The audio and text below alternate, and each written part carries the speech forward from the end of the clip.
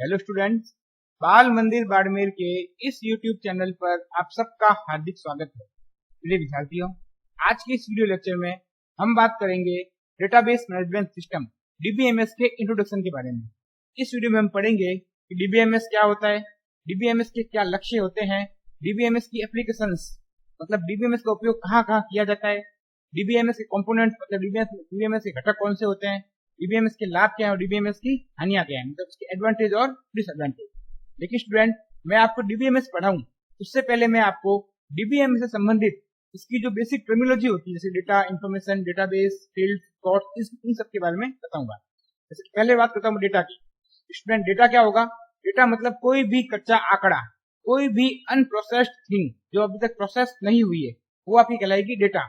अब डेटा आपका किसी भी फॉर्मेट में हो सकता है। वो आपका टेक्स्ट डॉक्यूमेंट हो सकता है, वो आपका वीडियो क्लिप हो सकता है, वो कोई इमेज हो सकती है, या आपका कोई भी अन्य प्रकार का डेटा हो सकता है। जैसे कि आपका नाम आपका एक डेटा है, आपकी उम्र आपका एक डेटा है, ऊंचाई, वजन, मोबाइल नंबर आदि, ये सब चीजें क्या है? एक डेटा है। जब तक कोई भी डेटा हमारा सिस्टम में पड़ा है, जब तक वो अनप्रोसेस्ड है, जब तक वो हमारा क्या कहलाएगा? डेटा। अब जब स्टूडेंट डेटा हमारा जब प्रोसेस होना शुरू हो जाता है, मतलब जब डेटा से हमारी कोई अर्थपूर्ण या मीनिंगफुल जानकारी प्राप्त होती है, तब वो कहलाती है हमारी इंफॉर्मेशन। इंफॉर्मेशन क्या होगी हमारी? इंफॉर्मेशन मतलब सूचना। हमारे काम की क्या होती है? हमारे काम की हमेशा इंफॉर्मेशन होती है, सूचना होती है। तो इंफॉर्मेशन क्या कहलाएगी? प्रोसेस्ड डेटा या कोई मीनिंगफुल डेटा, मतलब अर्थपूर्ण जानकारी जब हमको प्राप्त होती है, तब वो हमको कहलाती है इंफॉर्मेशन।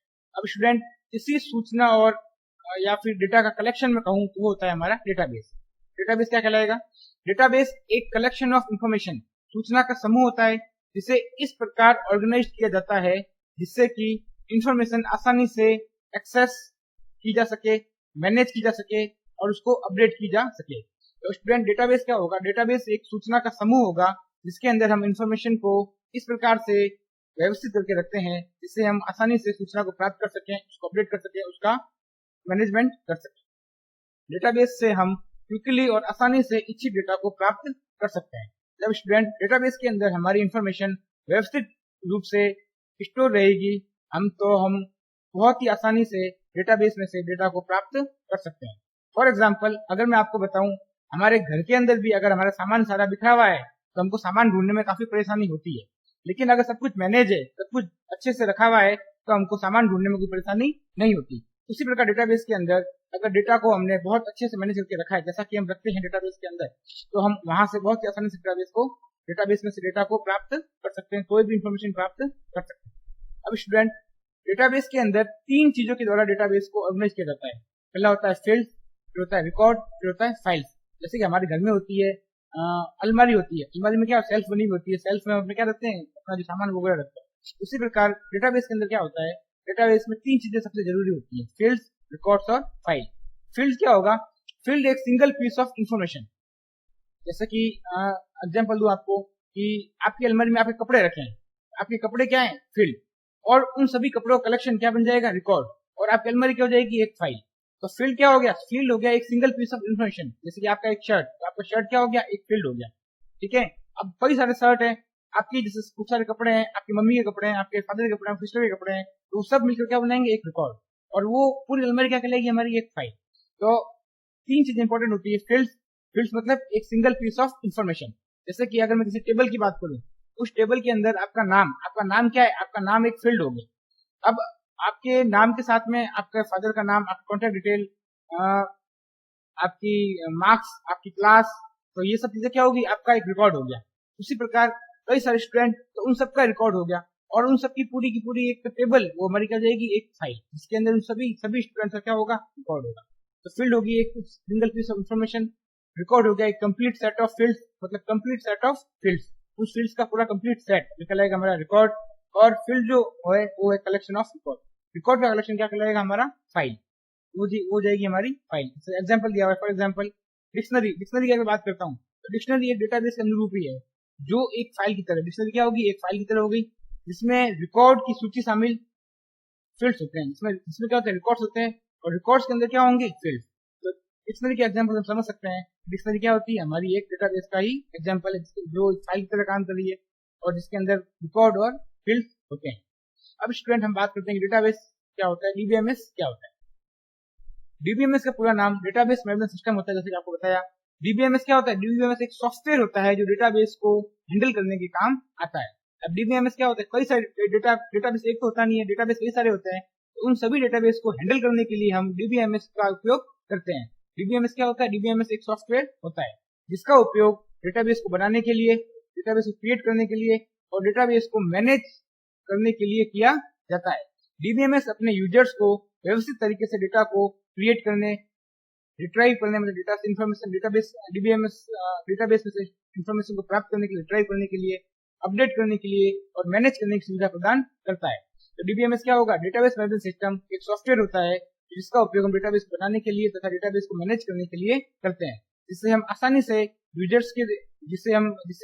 यूजर्स डेटा को व्यवस्थित तरीके से क्रिएट, रिट्राइव, अपडेट और मैनेज करने की सुविधा प्रदान करता है। ये सारा काम किसका होता है? डीबीएमएस का। अब स्टूडेंट, डीबीएमएस के लक्ष्य की अगर बात करूं तो डीबीएमएस के क्या क्या लक्ष्य होंगे? पहला, कि किसी बड़े डेटाबेस को आसानी से हैंडल करने के लिए यूजर को विश्वसनीय तथा एफिशिएंट मेथड उपलब्ध करवाना। स्टूडेंट, कल हमने फाइल सिस्टम के बारे में पढ़ा था। हमने देखा था अगर फाइल सिस्टम में डेटाबेस हमारा बहुत बड़ा हो जाता है तो उसको बहुत आसानी से हम उसको हैंडल नहीं कर सकते हैं। उसमें कई तरह की रिडंडेंसी आती है, विसंगतियां आती है।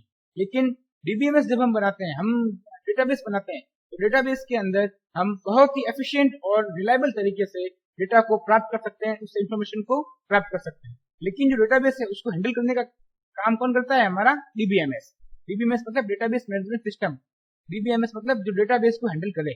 किसी बड़े डेटाबेस को आसानी से हैंडल करने के लिए यूजर को विश्वसनीय तथा एफिशिएंट मेथड उपलब्ध करवाना, इसका काम होता है डीबीएमएस का। तो इसका क्या हो गया? पहला लक्ष्य ये हो गया। अगला लक्ष्य क्या हो जाएगा? डेटाबेस में डेटा को सिस्टमेटिकली स्टोर रखने के लिए, मतलब डेटा को डेटाबेस के अंदर एकदम सिस्टम से स्टोर करना, कि मतलब डेटाबेस में से डेटा हमारा इधर उधर नहीं हो जाए, कुछ डेटा हमारा लॉस्ट नहीं हो जाए, डेटा हमारा मतलब अव्यवस्थित नहीं हो जाए। तो इस तरीके से जो भी काम है ये भी डीबीएमएस से हमारा काम करता है। अब हो जाएगा तीसरा है, डेटाबेस में से डेटा को एफिशिएंटली, कुशलता से और एक्यूरेटली, मतलब एकदम सही तरीके से प्राप्त करने के लिए, डेटा को फिल्टर करने के लिए, जैसे कि डेटा को हमको फिल्टर करना है, जैसे कि हमारे पास में 1000 लोगों का डेटा है। अब 1000 लोगों का डेटा में से हमको 10 लोगों का डेटा चाहिए, तो 1000 में से 10 लोगों का डेटा हमको फिल्टर करना है। तो फिल्टर करने के लिए, उसमें से कोई डेटा अपडेट करने के लिए, जैसे डेटा में कभी चेंजेस हो जाते हैं कि नहीं, कि जैसे आपके अभी 12th क्लास से आप कल को कोई ग्रेजुएशन कोर्स करोगे, आप अपना अपडेट कर लोगे, आपके मार्क्स कई बार अपडेट हो जाते हैं। अपडेट करने के लिए तथा स्टोर करने के लिए हम डेटाबेस के लिए डीबीएमएस का उपयोग करते हैं। तो ये सब चीजें हो गई जो हमारे क्या होते हैं डीबीएमएस के लक्ष्य। अब कई यूजर्स द्वारा, जैसे कि क्या होता है कि एक डेटाबेस के ऊपर कई यूजर्स एक साथ काम कर रहे हैं, तो उनको जानकारी प्राप्त करने के लिए, होने वाली विषय से बचने के लिए, जैसे कि ये बात हमने कल फाइल सिस्टम में की थी। अगर आप फाइल सिस्टम का उपयोग करते हैं, जैसे कल हमने सेंट्रलाइज्ड लोकेशन के ऊपर डेटाबेस का इस्तेमाल किया था, डीबीएमएस का इस्तेमाल किया था। लेकिन अगर हम वहां पर फाइल सिस्टम का इस्तेमाल करते हैं तो कई सारी विसंगतियां होती है। क्यों? क्योंकि डेटाबेस के अंदर कई सारे यूजर्स एक साथ काम करते हैं, तो कई सारे यूजर्स के एक साथ काम करने के दौरान होने वाली विसंगति से बचने के लिए, होने वाली जो बाधाएं आएंगी, जो कमियां होंगी, अनएक्यूरेटी होगी, उन सबसे बचने के लिए हम डीबीएमएस का उपयोग करते हैं। अब स्टूडेंट, अगला है हमारा डीबीएमएस का एप्लीकेशन, मतलब हम किन किन क्षेत्रों में डीबीएमएस का उपयोग करते हैं। पहला है हमारा बैंकिंग क्षेत्र। स्टूडेंट, बैंकिंग के अंदर आप देखते हो कि हम डीबीएमएस का उपयोग करते हैं।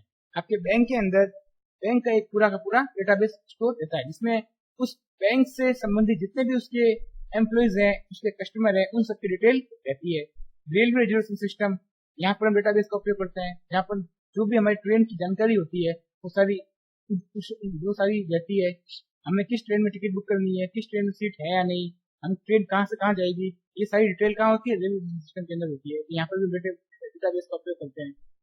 एयरलाइंस में करते हैं, लाइब्रेरी मैनेजमेंट सिस्टम में करते हैं, स्कूल, कॉलेज, यूनिवर्सिटीज में करते हैं, सोशल मीडिया साइट्स में करते हैं, टेलीकम्युनिकेशन में करते हैं, ऑनलाइन शॉपिंग में करते हैं, मिलिट्री में करते हैं। हर जगह, हर एक आजकल डीबीएमएस का उपयोग हर एक क्षेत्र में किया जाता है, जिससे कि हम बहुत ही आसानी से इंफॉर्मेशन को प्राप्त कर सकते हैं, डेटा को स्टोर कर सकते हैं, उसको मैनेज कर सकते हैं। इन क्षेत्रों के अंदर हम डेटाबेस का, डीबीएमएस का उपयोग करते हैं। अगला है डीबीएमएस के कंपोनेंट्स के मुख्य घटक। स्टूडेंट, डीबीएमएस सिस्टम से मुख्य 4 कंपोनेंट होते हैं। अब पहला कंपोनेंट कौन सा जाएगा? हमारा डेटा। सबसे पहले क्या डीबीएमएस में क्या डीबीएमएस क्या करता है? डेटाबेस हैंडल करता है।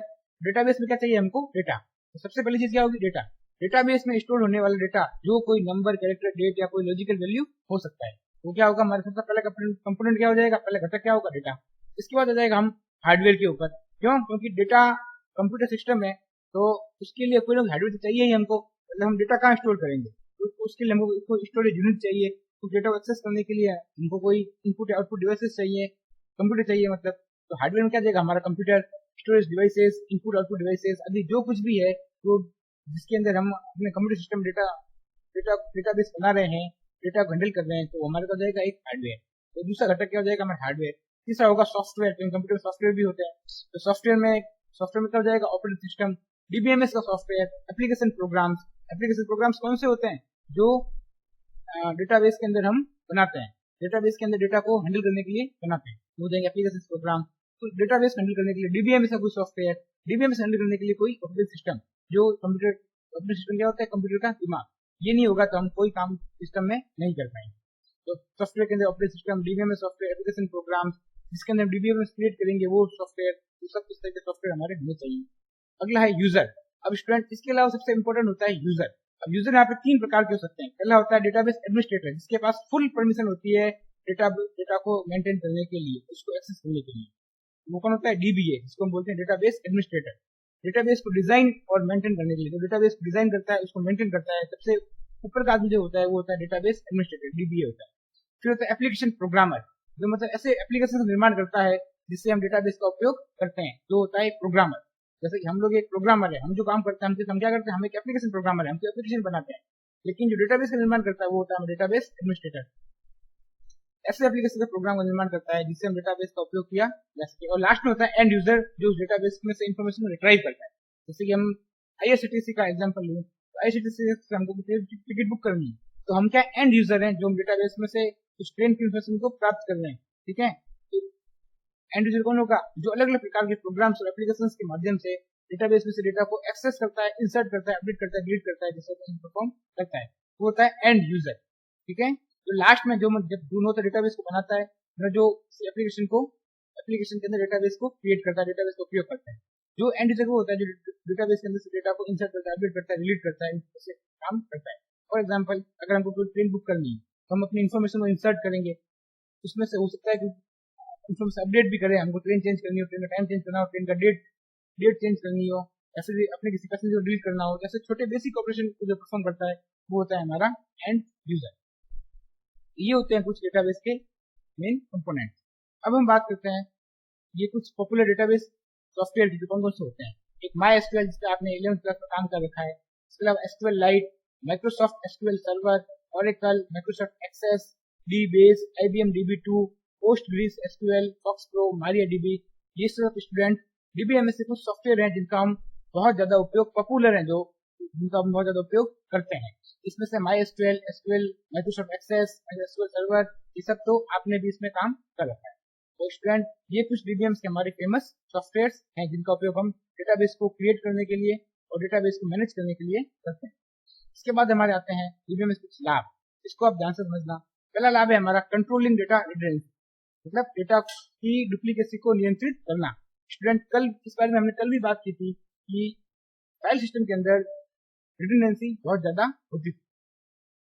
फाइल बेस्ड सिस्टम में प्रत्येक एप्लीकेशन प्रोग्राम की अपनी निजी फाइल होती थी, मतलब एक पर्सनल प्राइवेट फाइल होती थी। इस स्थिति में कई स्थानों पर एक ही डेटा की डुप्लीकेट फाइल्स बनाई जाती है। जैसे कल मैंने एग्जांपल लिया था आपका लाइब्रेरी वाली फाइल का, एग्जामिनेशन फाइल का और आपके एडमिशन फाइल का। उसके अंदर स्टूडेंट का नाम, उसकी फादर नेम, कॉन्टेक्ट डिटेल, उसके एड्रेस, वो सब क्या था? सेम। तो हर एक प्रोग्राम की निजी फाइल होती है। तो डेटाबेस में क्या होता है? डेटाबेस के अंदर हर एक प्रोग्राम पर निजी फाइल नहीं होती। हम डेटाबेस के अंदर कोई भी एंट्री एक बार ही करते हैं। तो फाइल बेस्ड सिस्टम में प्रत्येक एप्लीकेशन प्रोग्राम पर निजी फाइल होती है। इस स्थिति में कई स्थानों पर एक ही डेटा की डुप्लीकेट फाइल बनाई जाती है। डीबीएम्स में एक संगठन के सभी डेटा को एक डेटाबेस की फाइल में एकीकृत किया जाता है, मतलब कि डेटा डेटाबेस में केवल एक स्थान पर ही दर्ज किया जाता है और उसे दोहराया नहीं जाता है। डीबीएमएस में क्या होगा? डीबीएमएस में डेटाबेस के अंदर हम डेटा को सिर्फ एक ही स्थान पर दर्ज करते हैं और बाद में उसी स्थान से उस डेटा को एक्सेस करते हैं। हम अलग अलग जगह पर एक ही डेटा को बार बार स्टोर नहीं करते हैं, उसको वापस दोहराया नहीं जाता। अगला है शेयरिंग ऑफ डेटा। डेटा को साझा करना। डीबीएमएस में ऑर्गेनाइजेशन के ऑथराइज्ड यूजर्स मतलब अधिकृत उपयोगकर्ताओं। अब इसका मतलब क्या हुआ स्टूडेंट द्वारा, मतलब जो जैसे कि आप कोई एप्लीकेशन उपयोग कर लेते माना कि शॉपिंग साइट यूज कर लो, तो शॉपिंग साइट के अंदर आप जो भी डेटा को एक्सेस कर रहे हो, आप जिन भी प्रोडक्ट को देख रहे हो, वो सारा डेटा जो डेटा के ऑथराइज्ड यूजर हैं, अधिकृत उपयोग करता है, उनके द्वारा साझा किया गया है। आप उसी डेटा को एक्सेस कर रहे हो। जो डेटा उन्होंने साझा नहीं किया, आप उस डेटा को देख भी नहीं सकते। तो डीबीएमएस में क्या होगा, डीबीएमएस में ऑर्गेनाइजेशन के ऑथराइज्ड यूजर द्वारा डेटा को साझा किया जाता है। डेटाबेस एडमिनिस्ट्रेटर डेटा को नियंत्रित करता है। कौन करता है? डेटाबेस एडमिनिस्ट्रेटर डीबीए, जो डेटा को क्या करता है, नियंत्रित करता है और डेटा को एक्सेस करने के लिए उपयोगकर्ताओं को अधिकार देता है। जैसे कल मैंने बताया था आपको रोल बेस्ड सिक्योरिटी, तो कौन से उपयोगकर्ता को कितना अधिकार देना है, इसका निर्धारण कौन करता है? डीबीए, हमारा डेटाबेस एडमिनिस्ट्रेटर। तो कई उपयोगकर्ताओं को एक साथ जानकारी के समान टुकड़े तक पहुंचने का अधिकार दिया जा सकता है। ठीक है, क्या लिखा हुआ है? कई उपयोगकर्ताओं को एक साथ जानकारी के समान टुकड़े मतलब एक समान जानकारी को एक्सेस करने का अधिकार दिया जा सकता है। रिमोट यूजर, जो मतलब यूजर बहुत दूर बैठा है, जो अलग अलग एरिया में है, भी समान डेटा को साझा कर सकते हैं। इसी तरह एक ही डेटाबेस के डेटा को अलग अलग एप्लीकेशन प्रोग्राम के बीच में साझा किया जाता है। इसे कौन हैंडल करता है? डेटाबेस हमारा एडमिनिस्ट्रेटर।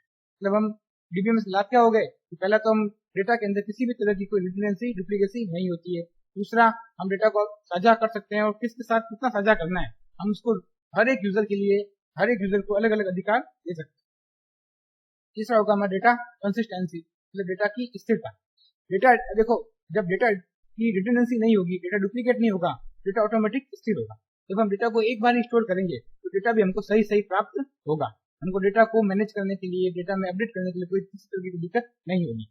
तो डेटा रिडंडेंसी को नियंत्रित करके डेटा की स्थिरता को प्राप्त किया जा सकता है। ये चीज मैंने आपको कल भी समझाई थी, किस प्रकार हम डेटा कंसिस्टेंसी को प्राप्त करते हैं। मतलब कि डेटाबेस में एक ही प्रकार के डेटा को बार बार इन जमा होने से रोका जा सकता है, मतलब कि डुप्लीकेसी को रोक सकते हैं। अगर डेटा को हम एक बार स्टोर कर रहे हैं, अगर हम डेटा को अलग अलग जगह पर बार बार स्टोर नहीं कर रहे हैं, तो हमको डेटा की जो इनएक्यूरेसी होती है उसको हम रोक सकते हैं। मतलब जब डेटा एक जगह स्टोर होगा तो हम डेटा को एक जगह से हैंडल करेंगे, उसको हमको अलग अलग फाइल में स्टोर करने की जरूरत नहीं है। अलग अलग फाइल में स्टोर करने की जरूरत नहीं है, तो अपडेट करने में, इंसर्ट करने में, कुछ चेंजेस करने में हमको कोई दिक्कत नहीं आती है। हमारा डेटा कैसा रहता है? हमारा डेटा स्थिर बना रहता है, हमारा डेटा कंसिस्टेंट। अगला है इंटीग्रेशन ऑफ डेटा, डेटा का एकीकरण।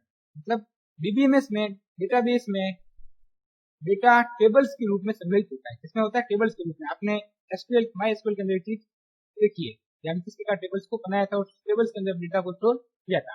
एक डेटाबेस में एक से अधिक टेबल्स होते हैं और तालिकाओं के बीच में रिलेशन को बनाया जा सकता है। इससे डेटा को पुनः प्राप्त करना और अपडेट करना आसान हो जाता है।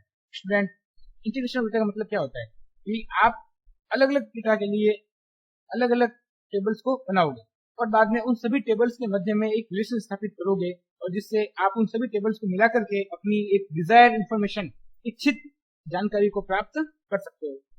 अगला है डेटा सिक्योरिटी। डीबीएमएस में डेटा पूरी तरह से डेटाबेस एडमिनिस्ट्रेटर के द्वारा नियंत्रित किया जाता है। स्टूडेंट, डीबीएमएस के अंदर डीबीए ही डेटाबेस का सर्वा होता है।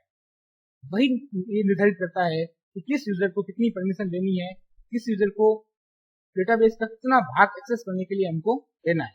अब वही डेटाबेस के ऊपर कई तरह के प्रतिबंध और कई तरह की बाधाओं को लगाता है अलग अलग यूजर्स के लिए। अब ये यूजर्स के उपयोग के अनुसार उसको डेटाबेस की एक्सेस करने की फैसिलिटी प्रोवाइड करवाता है। तो डेटाबेस के अंदर सिक्योरिटी बहुत अच्छी होती है। डीबीएमएस में डेटा को पूरी तरह से डेटाबेस एडमिनिस्ट्रेटर के द्वारा नियंत्रित किया जाता है और डेटाबेस एडमिनिस्ट्रेटर ये सुनिश्चित करता है कि किस यूजर को कितना डेटाबेस के कितने हिस्से पर एक्सेस देना है या नहीं देना है।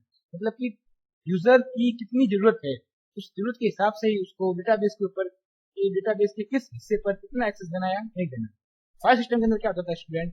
फाइल सिस्टम जैसे हमें कल बताया मैंने, यूजर को कोई सिक्योरिटी नहीं थी, कोई भी यूजर आया वो पूरी की पूरी फाइल को एक्सेस कर सकता था, लेकिन डेटाबेस के अंदर ऐसा नहीं होता है। यहाँ पर हम यूजर के लिए उसका रोल डिसाइड कर सकते हैं कि तुझे, मतलब यूजर को, पर्टिकुलर यूजर को डेटाबेस के अंदर से कितनी इंफॉर्मेशन एक्सेस करने के लिए देनी है। इससे डेटाबेस की सिक्योरिटी बहुत अधिक बढ़ जाती है। अगला है रिकवरी प्रोसीजर्स। अब स्टूडेंट, हमारा डेटा हमारा लॉस्ट हो जाए तो उसको हम किस प्रकार से रिकवर करेंगे? कंप्यूटर एक मशीन है, इसलिए संभव है कि किसी भी कंप्यूटर में कोई हार्डवेयर या कोई सॉफ्टवेयर संबंधित समस्या उत्पन्न हो जाए। ऐसे में यह बहुत जरूरी है कंप्यूटर में किसी भी प्रकार की समस्या उत्पन्न होने पर उसमें रखे डेटाबेस को हम रिकवर कर पाए। डीबीएमएस में यह काम बड़ी आसानी से किया जा सकता है।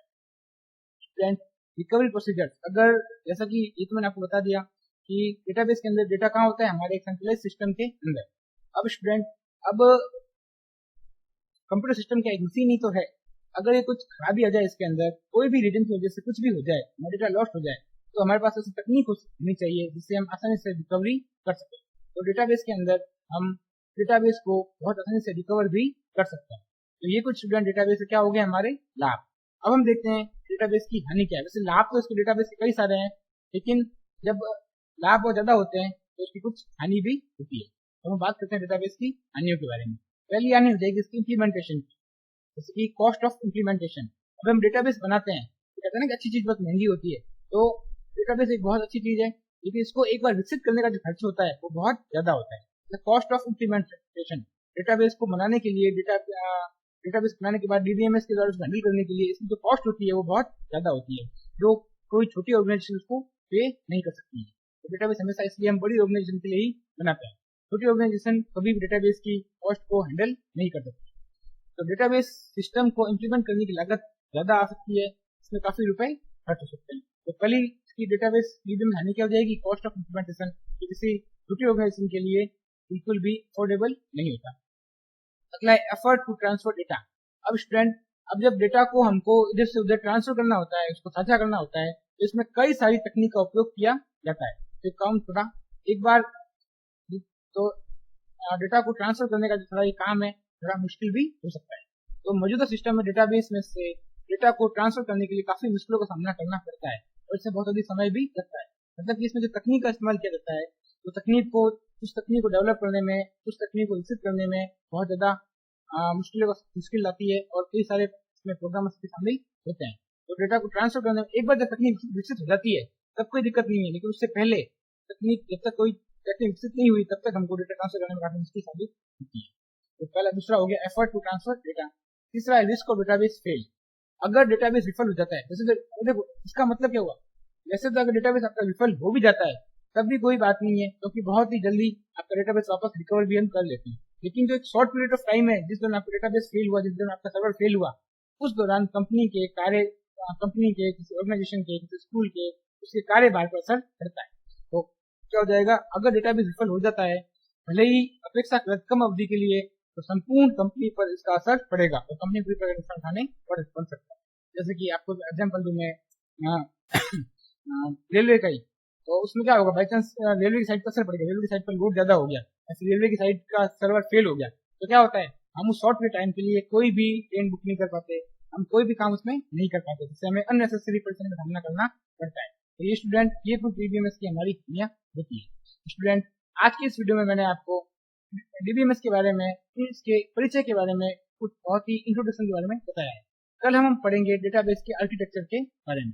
स्टूडेंट, आज की वीडियो में इतना ही, धन्यवाद।